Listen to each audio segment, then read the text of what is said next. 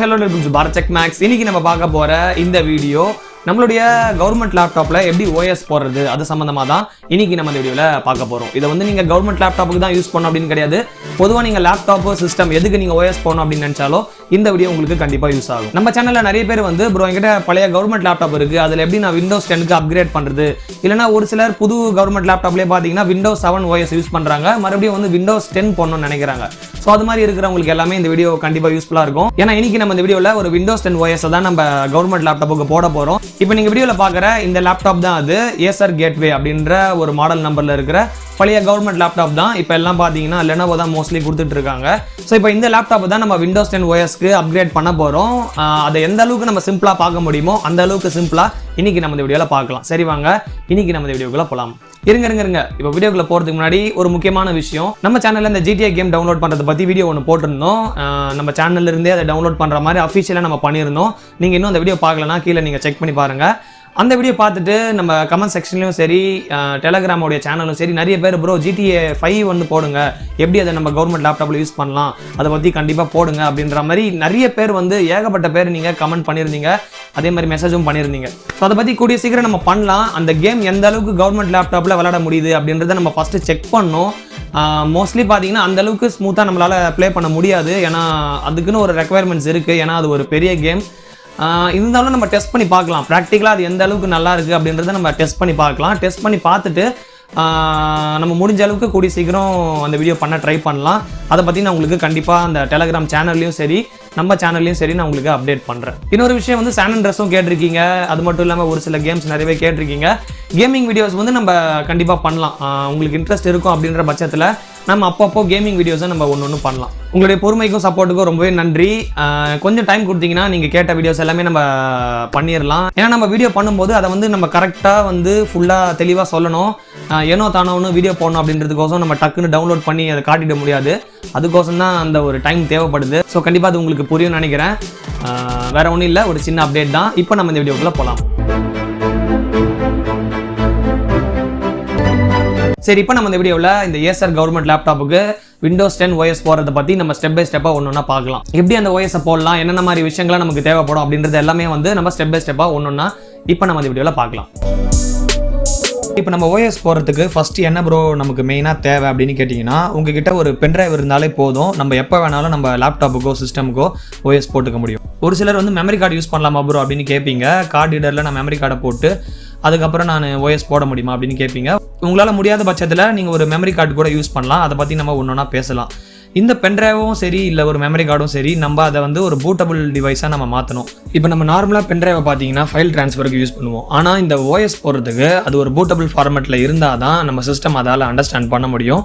So ஒரு பென்ட்ரைவை பூட்டபிளாக மாற்றுறதுக்கு நிறைய வழி இருக்குது. அதில் நம்ம இங்கே என்ன சிம்பிளாக பண்ண போகிறோம் அப்படின்னா, ரூஃபஸ் அப்படின்ற ஒரு சின்ன சாஃப்ட்வேர் யூஸ் பண்ணி நம்ம பென்ட்ரைவை பூட்டபிளாக மாற்ற போகிறோம்.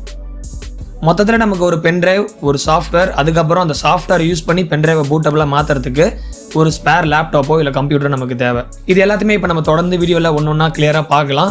வீடியோ வந்து கொஞ்சம் லென்த்தாக இருக்கிற மாதிரி நீங்கள் ஃபீல் பண்ணலாம். ஒரு சில விஷயங்களை பொறுமையாக கரெக்டாக கிளியராக சொல்லணும் அப்படின்றதுக்காக கொஞ்சம் லென்த்தாக இருக்கலாம். நீங்கள் முடிஞ்ச வரையும் லாஸ்ட் வரையும் பாருங்கள், உங்களுக்கே அது என்னன்றது புரியும்.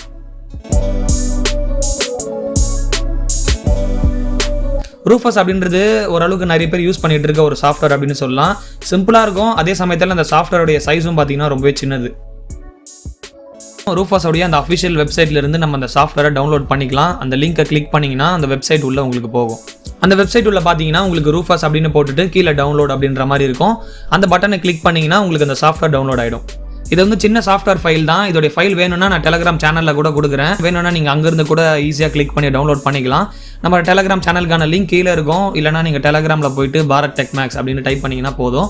நம்ம சேனலில் வந்து நீங்கள் ஈஸியாக கிளிக் பண்ணி ஜாயின் பண்ணிக்கலாம். அங்கே போயிட்டு நீங்கள் #ரூஃபஸ் அப்படின்ற மெசேஜ் நீங்கள் சென்ட் பண்ணிங்கன்னா உங்களுக்கு அந்த ஃபைல் கீழே வந்துடும். நீங்கள் ஈஸியாகவே கிளிக் பண்ணி டவுன்லோட் பண்ணிக்கலாம். ஓப்பன் பண்ணிங்கன்னா இந்த சாஃப்ட்வேரோட இன்டர்ஃபேஸ் வந்து உங்களுக்கு இப்படி தான் இருக்கும். ரொம்பவே சிம்பிளான ஒரு பேஜ் தான், சின்னதாக கொடுத்துருப்பாங்க. இங்கே நீங்கள் பென்ட்ரைவ் கனெக்ட் பண்ணியிருந்தீங்கன்னா அந்த பென்ட்ரைவ் ஆட்டோமேட்டிக்காக அதை டிடெக்ட் பண்ணிவிட்டு டிவைஸ் அப்படின்ற இடத்துல வந்து காட்டிடும். இப்போ நான் பென்ட்ரைவ் கனெக்ட் பண்ணியிருக்கேன் லேப்டாப்பில், அந்த பென்ட்ரைவோட பேர் வந்து அங்கே காட்டுது. அதுக்கு கீழே பார்த்தீங்கன்னா பூட் செலெக்ஷன் அப்படின்னு போட்டுட்டு டிஸ்க் ஆர் ISO இமேஜ் அப்படின்ற மாதிரி இருக்கும். ப்ளீஸ் செலக்ட் அப்படின்ற மாதிரி ஒரு ஆப்ஷன் கொடுத்துருப்பாங்க. அங்கே தான் பார்த்தீங்கன்னா நம்ம வச்சிருக்க அந்த OS வந்து நம்ம செலக்ட் பண்ணணும். OS ஃபைல் வந்து உங்கள் லேப்டாப்பில் ஆல்ரெடி நீங்கள் வச்சிருப்பீங்க. அந்த ஃபைலை வந்து நீங்கள் அங்கே கிளிக் பண்ணி செலக்ட் பண்ணிக்கலாம். இப்போ நம்ம Windows 10 OS தான் போட போகிறோம். அதனால் நான் செலக்ட் அப்படின்னு கொடுத்து என் லேப்டாப்பில் நான் ஆல்ரெடி டவுன்லோட் பண்ணி வச்சிருக்கிற அந்த Windows 10 ஃபைலை வந்து நான் செலக்ட் பண்ணிக்கிறேன். இந்த Windows 10 ISO ஃபைல் பார்த்தீங்கன்னா உங்களுக்கு 5GB மேலேயே வரும். நீங்கள் விண்டோஸோடைய அஃபிஷியல் வெப்சைட்ல இருந்தே ஈஸியாக டவுன்லோட் பண்ணிக்கலாம். லிங்க் வேணும்னா நான் கீழே கொடுக்குறேன். நீங்கள் டவுன்லோட் பண்ணுறதுனா டவுன்லோட் பண்ணிக்கலாம். இல்லை ஆல்ரெடி நீங்கள் வச்சிருக்கீங்க, இல்லை உங்கள் ஃப்ரெண்ட்ஸ் வச்சிருக்காங்க அப்படின்னா அவங்க கிட்ட இருந்து கூட நீங்கள் வாங்கி யூஸ் பண்ணிக்கலாம். ஸோ ஆக மொத்தத்தில் நீங்கள் பண்ண வேண்டியது எல்லாமே 2 விஷயம் தான். ஃபர்ஸ்ட் உங்கள் பென்ட்ரைவை நீங்கள் செலக்ட் பண்ணணும். ரெண்டாவது OS ஃபைலை வந்து நீங்கள் செலக்ட் பண்ணணும். செலக்ட் பண்ணிட்டு கீழே வந்து ஸ்டார்ட் அப்படின்னு கொடுத்துட்டிங்கன்னா போதும். உங்கள் பென்ட்ரைவ் வந்து ஃபுல்லாக ஃபார்மேட் ஆகிடும். அதனால் உங்கள் பென்ட்ரைவில் எதனா டேட்டா இருந்தால் நீங்கள் முன்னாடியே பேக்கப் எடுத்து வச்சுக்கிறது நல்லது.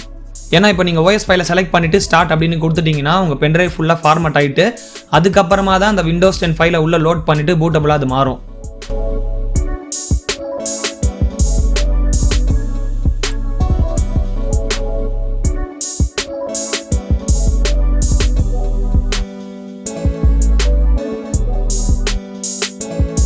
இப்போ நம்ம பூட்டபுளாக மாற்றின இந்த பென்ட்ரைவை நம்ம OS போட போகிற அந்த லேப்டாப்பில் நம்ம கனெக்ட் பண்ணிக்கலாம். கனெக்ட் பண்ணிவிட்டு ஃபஸ்ட்டு நம்ம என்ன பண்ணோம் அப்படின்னா நம்ம லேப்டாப்பில் அந்த பூட் வந்து எனேபிள் இருக்கா இல்லையா அப்படின்றத வந்து நம்ம செக் பண்ணணும். இந்த பூட் ஆப்ஷன் எனேபிள் இருந்தால் தான் நம்ம பூட்டபிள் டிவைஸ் கனெக்ட் பண்ணியிருக்கோம் அப்படின்றது வந்து நம்ம லேப்டாப் வந்து ரெகக்னைஸ் பண்ணணும்.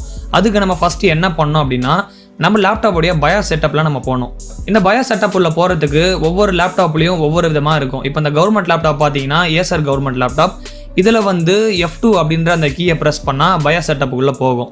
இப்போ ஒரு சில கவர்மெண்ட் லேப்டாப்பில் பார்த்தீங்கன்னா இப்போ இந்த லெனோவோ லேப்டாப்லலாம் பார்த்தீங்கன்னா சைடில் பயாஸ்க்குன்னு தனியாக ஒரு கீ மாதிரி கொடுத்துட்றாங்க. நீங்கள் ஒரு சிம் எஜெக்டர் டூலோ இல்லை ஒரு பின்னோ வச்சு நீங்கள் அந்த ஹோல்ஸில் நீங்கள் ப்ரெஸ் பண்ணிங்கன்னா உங்களுக்கு பயாஸ் செட்டப்பில் போயிடும். லேப்டாப்பை ஆன் பண்ண உடனே டக்குன்னு அந்த கீயோ இல்லை அந்த பட்டனோ நீங்கள் ப்ரெஸ் பண்ணிங்கன்னா உங்களுக்கு அந்த பயாஸ் செட்டப்புக்குள்ளே போகும். இப்போ எந்தெந்த லேப்டாப்புக்கு எந்தெந்த பட்டன் ப்ரெஸ் பண்ணால் பயாஸ் செட்டப்புக்குள்ளே போகும் அப்படின்றத வந்து நான் இப்போ உங்களுக்கு ஒரு ஸ்க்ரீன்ஷாட் மாதிரி காட்டுறேன்.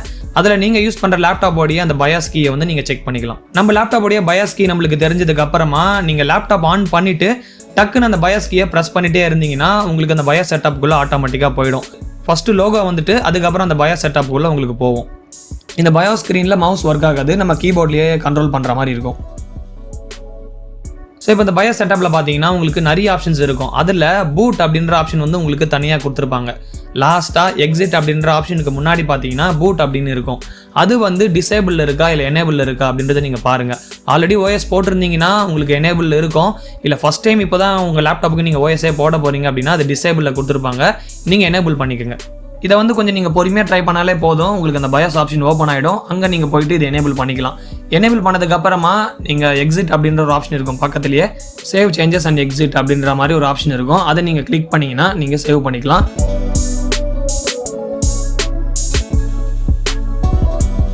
இது நம்ம செக் பண்ணதுக்கப்புறமா நம்ம பென்ட்ரைவை செலக்ட் பண்ணிவிட்டு அதில் இருக்கிற OS-ஐ வந்து நம்ம லோட் பண்ணணும். நம்ம கனெக்ட் பண்ணியிருக்க அந்த பென்ட்ரைவை செலக்ட் பண்ணுறதுக்கு பூட் டிவைஸ் அப்படின்ற அந்த ஆப்ஷனுக்குள்ளே போகணும். ஸோ லேப்டாப்பை மறுபடியும் ஆஃப் பண்ணிவிட்டு இந்த பூட் ஆப்ஷனுக்கு போகிறதுக்கும் பார்த்தீங்கன்னா ஒவ்வொரு லேப்டாப்புக்கும் ஒவ்வொரு கீ கொடுத்துருப்பாங்க.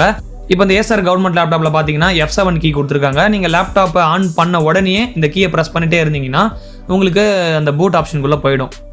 இந்த ஃபங்க்ஷன் கீயும் பார்த்தீங்கன்னா உங்கள் லேப்டாப்புடைய பிராண்டுக்கு ஏற்ற மாதிரி மாறும். எந்த லேப்டாப்பில் எந்த ஃபங்க்ஷன் கீ ப்ரெஸ் பண்ணால் பூட் ஆப்ஷனுக்குள்ளே போகும் அப்படின்றத வந்து நான் இப்போ உங்களுக்கு ஸ்க்ரீனில் டிஸ்பிளே பண்ணுறேன்.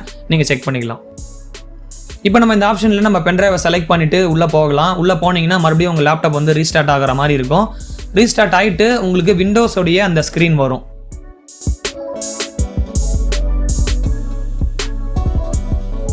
விண்டோஸ் செட்டப் அப்படின்ற மாதிரி போட்டு ஒரு டயலாக் பாக்ஸ் வரும். அதில் இங்கிலீஷ், யுனைடெட் ஸ்டேட்ஸ் அப்படின்ற லாங்குவேஜ் செலக்ட் பண்ணுற மாதிரி சொல்லியிருப்பாங்க. டிஃபால்ட்டாக அது அப்படி தான் இருக்கும். நீங்கள் அப்படியே விட்டுட்டு நெக்ஸ்ட்னு கொடுத்துருங்க. நெக்ஸ்ட் கொடுத்ததுக்கு அப்புறமா ப்ராடக்ட் கீ இருந்தால் என்டர் பண்ண சொல்லி கேட்கும். I don't have a product key அப்படின்ற மாதிரி அந்த ஆப்ஷன் நீங்கள் கொடுத்துருங்க. இல்லை ப்ராடக்ட் கீ நீங்கள் வச்சிருக்கீங்க அப்படின்னா நீங்கள் டைப் பண்ணி நெக்ஸ்ட்னு கொடுத்துக்கலாம். இதுக்கு அடுத்த ஸ்க்ரீனில் பார்த்தீங்கன்னா select the operating system you want to install அப்படின்னு கேட்கும். விண்டோஸ் 10 ஹோமா இல்லை 10 ப்ரோவா எஜுகேஷனா அப்படின்ற மாதிரி நிறைய ஆப்ஷன் இருக்கும். உங்களுக்கு இதில் பர்டிகுலராக எதனா ஒரு OS வேணும் அப்படின்னா நீங்கள் செலக்ட் பண்ணி ஓகே கொடுத்துக்கலாம். ஆனால் இப்போ நம்ம விண்டோஸ் 10 ஹோம் சிங்கிள் லாங்குவேஜ் அப்படின்றத வந்து நம்ம செலக்ட் பண்ணலாம். இதை செலக்ட் பண்ணிவிட்டு நீங்கள் நெக்ஸ்ட்னு கொடுத்தீங்கன்னா உங்களுக்கு அந்த அக்ரிமெண்ட் பாலிசியை அக்ரி பண்ண சொல்லி ஆப்ஷன் கேட்கும். ஐ அக்ரி த டேர்ம்ஸ் அப்படின்ற மாதிரி அந்த பாக்ஸை வந்து நீங்கள் டிக் பண்ணிவிட்டு மறுபடியும் நெக்ஸ்ட்னு கொடுத்துடலாம். நீங்கள் அந்த அக்ரிமெண்ட் பாலிசியை அக்செப்ட் பண்ணதுக்கு அப்புறமா உங்களுக்கு இந்த ஸ்க்ரீன் வரும். இது வந்து ஒரு மெயினான ஸ்டெப் அப்படின்னு சொல்லலாம். Where do you want to install Windows அப்படின்னு இருக்குது. அதுக்கு கீழே பார்த்தீங்கன்னா அப்கிரேட் அப்படின்னு ஒரு ஆப்ஷன் இருக்குது. அதுக்கப்புறம் கஸ்டம் அப்படின்ற ஒரு ஆப்ஷன் இருக்குது. இப்போ நீங்கள் ஓஎஸ் போடுற அந்த லேப்டாப்பில் ஆல்ரெடி ஒரு விண்டோஸ் இருக்குது அப்படின்னா நீங்கள் அப்கிரேடு கொடுத்து அந்த விண்டோஸை மட்டும் நீங்கள் மாற்றிக்கலாம். இல்லை ப்ரோ ஆல்ரெடி என்னுடைய லேப்டாப்பில் ஓஎஸ் கிடையாது, இல்லை லேப்டாப்பில் இருக்கிற ஓஎஸ் வந்து கரப்ட் ஆயிடுச்சு அப்படின்னா நீங்கள் கஸ்டம் அப்படின்ற அந்த ஆப்ஷன் வந்து சூஸ் பண்ணிக்கலாம். ஓஎஸ் வந்து நீங்கள் ஃப்ரெஷ்ஷாக இன்ஸ்டால் பண்ணுற மாதிரி. இந்த இடத்துல உங்கள் டிரைவோடைய பேர் எல்லாமே லைனாக இருக்கும். ஸோ நார்மலாக வந்து உங்கள் லோக்கல் டிஸ்கோடைய ஸ்டோரேஜ் எவ்வளோ இருக்கும் அப்படின்றது வந்து உங்களுக்கு தெரியும். எந்த டிரைவில் நீங்கள் ஓஎஸ் இன்ஸ்டால் பண்ணணுமோ அதை நீங்கள் செலக்ட் பண்ணி நெக்ஸ்ட்னு கொடுத்துக்கலாம். அப்படி ஒருவேளை இதில் இருக்கிற பார்ட்டிஷன் எல்லாமே நீங்கள் ஃபுல்லாக டெலீட் பண்ணிவிட்டு புதுசாக நீங்கள் ஓப்பன் பண்ணணும் அப்படின்னு நினச்சிங்கன்னா ஒன்றும் நீங்கள் கிளிக் பண்ணி டெலிட்னு கொடுத்துட்டிங்கன்னா எல்லாமே உங்களுக்கு டெலீட் ஆகிடும். அதுக்கப்புறம் உங்களுக்கு எவ்வளோ ஸ்டோரேஜ் வேணுமோ நீங்கள் அலோகேட் பண்ணிக்கலாம். இப்போ ஒரு சாம்பிளுக்கு நான் அதை காட்டுறேன். எல்லா வால்யூமும் டெலிட் ஆனதுக்கு அப்புறமா உங்களுக்கு அன்அலோகேட்டட் ஸ்பேஸ் அப்படின்ற மாதிரி கொடுத்துருப்பாங்க. இதில் நியூ அப்படின்றத கிளிக் பண்ணிங்கன்னா எவ்வளோ ஸ்டோரேஜ் வந்து இதிலிருந்து நீங்கள் எடுக்க போகிறீங்க அப்படின்ற மாதிரி கேட்கும். நார்மலாக ஒரு ஓஎஸ் இன்ஸ்டால் பண்ணுற அந்த லோக்கல் டிஸ்க் சி ஃபோல்டருக்கு பார்த்தீங்கன்னா ஒரு 60லேருந்து 70 GB இருந்தாலே போதும். ஸோ நான் ஒரு 70 GB அப்படின்ற மாதிரி செலக்ட் பண்ணுறேன். இந்த 70 GBயை நீங்கள் வந்து 70 அப்படின்ற மாதிரி ஜிபியில் கொடுக்க முடியாது. அந்த 70 GBயை வந்து நீங்கள் MBயில் மென்ஷன் பண்ணணும். 1 GB அப்படின்னா 1024 MB. ஸோ அப்ராக்சிமேட்டாக நம்ம ஒரு 1000 MB அப்படின்னு வச்சுக்கலாம்.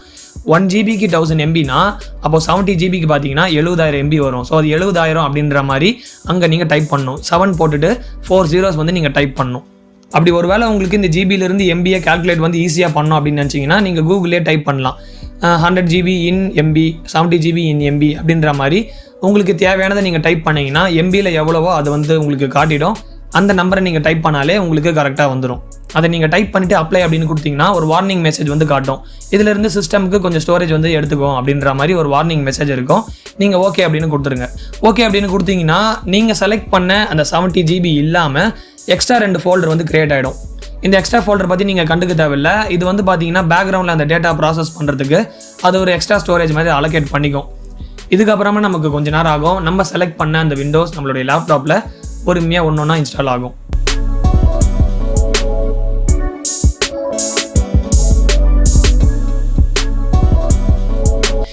இது வந்து ஒரு 1/2 hour இல்லை உங்கள் லேப்டாப் சிஸ்டம் பொறுத்து அதுக்கு மேலேயே கூட ஆகலாம். எல்லாமே முடிஞ்சதுக்கு அப்புறமா உங்களுக்கு Windows needs to restart to continue அப்படின்ற மாதிரி இருக்கும். அங்கே நீங்கள் கண்டினியூன்னு கொடுத்துட்டிங்கன்னா உங்களுக்கு லேப்டாப் வந்து ரீஸ்டார்ட் ஆகிட்டு நீங்கள் இன்ஸ்டால் பண்ண அந்த புது ஓஎஸ்குள்ளே போகும்.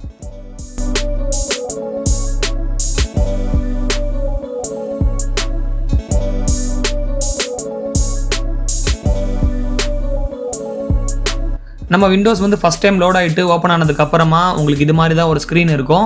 இந்த இடத்துல உங்களுக்கு தேவையான விஷயங்களை எல்லாமே அந்த செட்டிங்ஸில் நீங்கள் கஸ்டமைஸ் பண்ணிவிட்டு நெக்ஸ்ட் அப்படின்னு கொடுத்துட்டிங்கன்னா உங்களுக்கு யூசர் நேம் பாஸ்வேர்டு எல்லாமே செட் பண்ண சொல்லும்.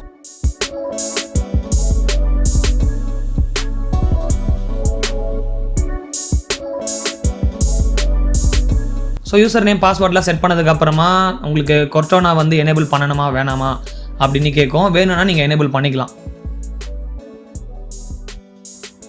இதுக்கு அடுத்து பார்த்தீங்கன்னா விண்டோஸ் வெல்கம் பண்ணுற அந்த ஸ்க்ரீன் எல்லாம் வரும். ஃபஸ்ட் டைம் நம்ம ஓப்பன் பண்ணுறதுனால ஸோ அந்த ஒரு வெல்கம் ஸ்க்ரீன் மாதிரி வந்து போகும்.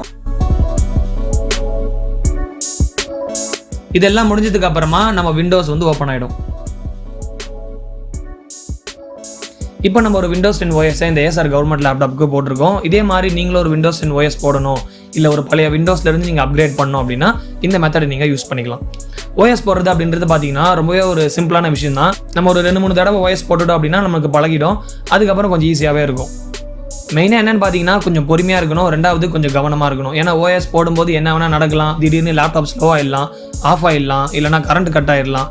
இது மாதிரி ஒரு சில பிரச்சனைகள்லாம் வரும். இதெல்லாம் நம்ம கொஞ்சம் சமாளிச்சுட்டு பொறுமையாக இருந்தோம்னா ஈஸியாக வந்து நம்ம ஓஎஸ் போட்டுடலாம். இந்த ஓஎஸ் போகிறது சம்மந்தமாக நீங்கள் வேறு எதனா சொல்லணும் இல்லை கேட்கணும் அப்படின்னு நினச்சிங்கன்னா நீங்கள் கமெண்ட்ஸில் சொல்லலாம். முடிஞ்சால் நம்ம டெலகிராம் சேனலில் ஜாயின் பண்ணிக்கோங்க. உங்களுக்கு ஒரு சில அப்டேட்ஸ் வந்து அங்கே கிடைக்கும்.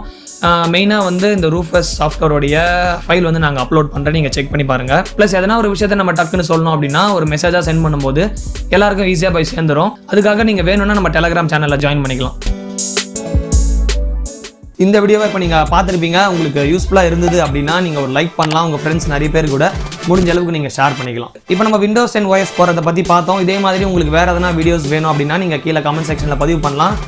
ஒரு சிலர் வந்து விண்டோஸ் 11 கூட கேட்டிருந்தாங்க. அது நம்ம அஃபிஷியலாக வரும்போது கண்டிப்பாக அதையும் வந்து நம்ம சேனலில் கவர் பண்ணலாம். ட்விட்டர், இன்ஸ்டாகிராமோட லிங்க்கும் கீழே இருக்கும். நீங்கள் செக் பண்ணி பார்க்கலாம். இதே மாதிரி நம்ம சேனலில் தொடர்ந்து கண்டிப்பாக நிறைய வீடியோஸ் வந்துட்டே இருக்க போகுது. அதெல்லாமே நீங்கள் மிஸ் பண்ணாமல் தொடர்ந்து பார்த்துக்கிட்டே இருக்கணும் அப்படின்னா கீழே இருக்கிற அந்த சப்ஸ்கிரைப் பட்டனை கிளிக் பண்ணிவிட்டு நம்ம BTM ஃபேமிலியில் நீங்களும் ஒரு மெம்பராக ஜாயின் பண்ணிக்கலாம். இன்னும் நாங்கள் எங்களோட அடுத்த வீடியோவில் சந்திக்கிறேன்.